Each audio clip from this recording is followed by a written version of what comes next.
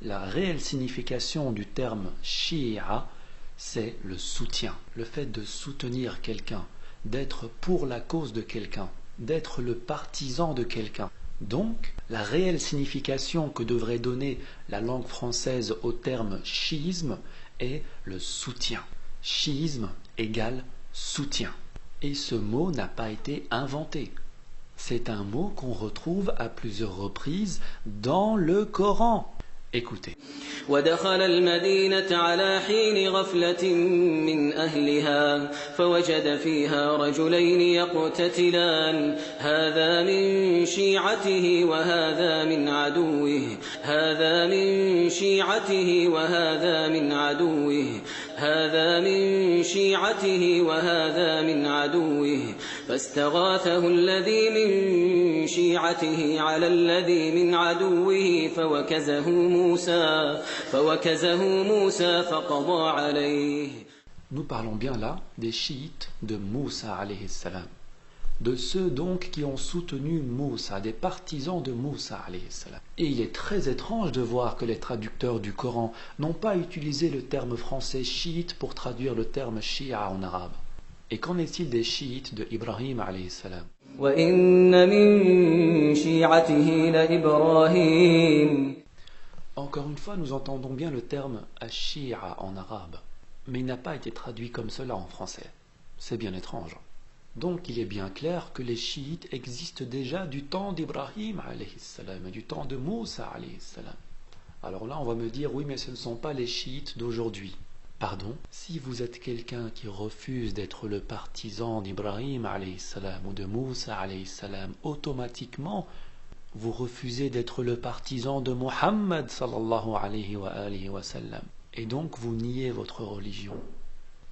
Nous sommes en tant que musulmans les chiites, les partisans de tous les prophètes qui ont existé. Et nous sommes aujourd'hui, quand je dis nous maintenant, je parle de ce que vous considérez comme étant une secte, les partisans de l'imam Ali alayhi salam, qui est lui-même le meilleur des partisans du prophète sallallahu alayhi wa sallam. Pourquoi l'imam Ali alayhi salam? Parce que le prophète sallallahu alayhi wa sallam l'a choisi comme étant son successeur après lui. Son successeur et son guide pour la Ummah. C'est pourquoi nous suivons l'imam Ali alayhi salam après la mort du prophète sallallahu alayhi wa sallam. L'imam Ali alayhi salam qui toujours va nous rapporter la sunna du prophète sallallahu alayhi wa sallam. Les chiites d'Ibrahim alayhi salam ont été mentionnés dans le Coran. Les chiites de Moussa alayhi salam ont été mentionnés dans le Coran. Est-ce que les chiites de l'imam Ali alayhi salam ont été mentionnés dans le Coran? Oui. Il y a des versets qui sont descendus expressément pour les chiites de Ali alayhi salam. Et ceci a été expliqué de la bouche du prophète sallallahu alayhi wa sallam selon vos propres tafsirs. C'est-à-dire que non seulement le terme a été utilisé dans le Coran, mais également par la bouche du prophète sallallahu alayhi wa sallam. Et vous osez encore dire que le chiisme, que les chiites sont apparus bien après la mort du prophète sallallahu alayhi wa sallam. Ouvrez vos yeux et ouvrez vos oreilles sur ce verset.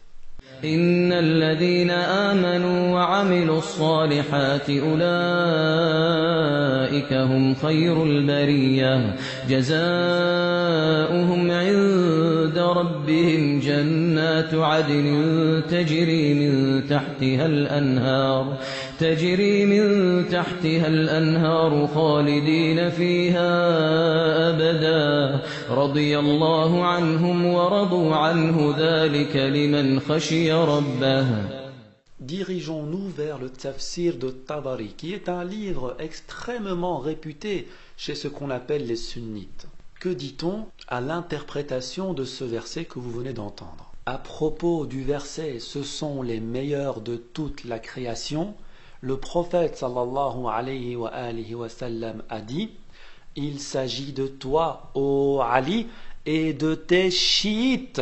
Anta ya Ali wa shi'atuk » Prenons également le tafsir d'As-Suyuti, un tafsir extrêmement respecté, extrêmement connu. Ne restez pas là devant l'écran à écouter ce que je dis. Levez-vous, passez un coup de téléphone à la mosquée, allez à la mosquée de votre quartier et demandez à l'imam qui est Jamal ad-Din As-Suyuti. Demandez-lui si son tafsir est fiable. Mais ne leur dites pas ce que je vais vous montrer. Demandez-leur d'abord l'authenticité qu'ils accordent à ce tafsir. Et uniquement lorsque vous aurez votre réponse, là vous pourrez mettre en avant le tafsir de cette sourate, de ce verset. Et vous verrez à ce moment-là, subhanallah, leur discours qui change.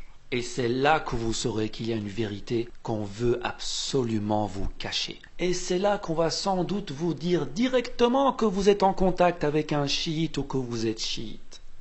Et vous demanderont probablement de vous en écarter, de vous en éloigner. Mais que dit le prophète sallallahu alayhi wa sallam par rapport aux chiites de l'imam Ali alayhi salam? Regardez le tafsir. Nous étions avec le prophète sallallahu alayhi wa sallam et il se tourna vers Ali alayhi salam. Et il dit alors, celui-ci et ses chiites seront les gagnants le jour de la rétribution. Et le verset a été révélé. Donc le contexte de révélation de ce verset concerne bel et bien Ali alayhi salam et ses chiites et ses partisans. Qui est-ce qui le dit? Moi? Non, le prophète sallallahu alayhi wa sallam. Regardez encore un peu plus loin. Lorsque ce verset a été révélé, le prophète sallallahu alayhi wa sallam a dit à Ali, il s'agit de toi et de tes chiites le jour de la rétribution. Je vois que je suis arrivé à 10 minutes, je vais faire très vite. Dans le Sahih de Muslim, regardez.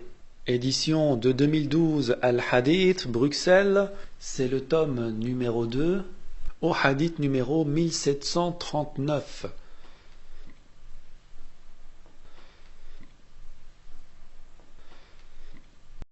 فقال ما أنا بقاربها لأني نهيتها كي عائشة أن تقول في هاتين الشيعتين شيئا الشيعتين ce qui est traduit par car je lui avais défendu de dire quoi que ce soit au sujet de ces deux clans. Ici le terme Shia est traduit par le mot clan. De quel clan parle-t-on ici? Regardons à quoi se réfère le petit 1. Il s'agit du groupe de Ali. Encore une preuve que le terme Shia, à l'époque du prophète sallallahu alayhi wa sallam, désignait entre autres les chiites de l'imam Ali alayhi salam. Et ce n'est qu'une preuve supplémentaire qui montre que ce nom, que ce groupe existait déjà à l'époque du prophète sallallahu alayhi wa sallam. Non seulement il existait, mais en plus, un verset a été révélé pour ses partisans, pour les chiites de l'imam Ali alayhi salam, selon l'interprétation du prophète sallallahu alayhi wa sallam. Et quelle meilleure interprétation que celle du prophète sallallahu alayhi wa sallam. Maintenant, je vous pose une question. Je vous lance un défi. Trouvez-moi une seule narration ou un seul hadith, ne serait-ce que faible, dans lequel apparaîtrait le terme sunni. Je ne parle pas du terme sunna. Je vous demande de me trouver le terme sunni qui désigne une personne donc, au même titre que je viens de vous trouver le terme shi'i qui désigne un groupe de personnes. Il est grand temps de vous réveiller. Salamu alaykum wa rahmatullahi wa barakatuh. Allahumma salli ala Muhammad wa ali.